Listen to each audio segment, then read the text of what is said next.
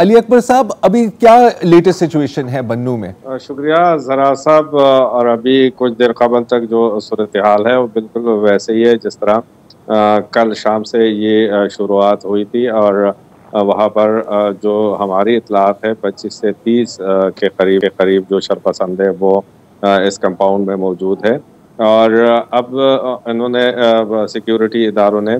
مذاکرات کا یہ دور چلا کل سے لے کے آج تک، اور ابھی تک جو ہے کوئی کامیابی حاصل نہیں ہوئی ہے، اور اس کی وجہ یہی ہے کیونکہ جو اندر موجود ٹیررسٹ ہے تو ان کے دو مطالبات ہیں، اور مطالبات جیسے آپ نے کہا کہ پہلے وہ چاہ رہے تھے کہ ان کو ہیلی کاپٹر پرووائڈ کیا جائے اور تاکہ وہ افغانستان جو ہے وہاں پر منتقل ہو جائے۔ پھر جب ان کی یہ بات نہیں مانی گئی تو ان کا یہ کہنا تھا کہ ہمیں جو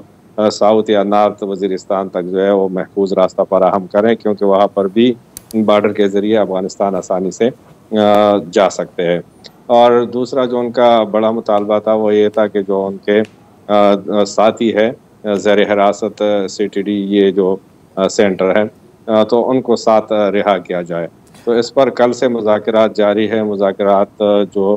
بنو میں عمائدین ہیں ان کے ذریعے بھی ہوئے، اور اب جب 1 گھنٹہ قبل ہماری بات ہو رہی تھی تو سیکیورٹی اداروں کا یہ کہنا ہے کہ ہم آپریشن ہمارے پاس آخری حل ہے، اگر ہم چاہیں تو ابھی اس کمپاؤنڈ کو ان سے خالی کرا سکتے ہیں، لیکن کمپاؤنڈ کے اندر جو ہے کچھ ایسے ٹیررسٹ ہے جو کہ ہارڈ کور ہے، اور بعض ایسے ہیں جن کو شک کی بنیاد پر حراست میں لیا گیا ہے، اور تقریباً 8-10 کے قریب اہلکار بھی ہے۔ تو ہم نہیں چاہتے کہ کوئی بے گناہ جو ہے اس میں مارا جائے، اور کوشش ہم کر رہے ہیں کہ مذاکرات سے اس معاملے کا حل نکالا جائے۔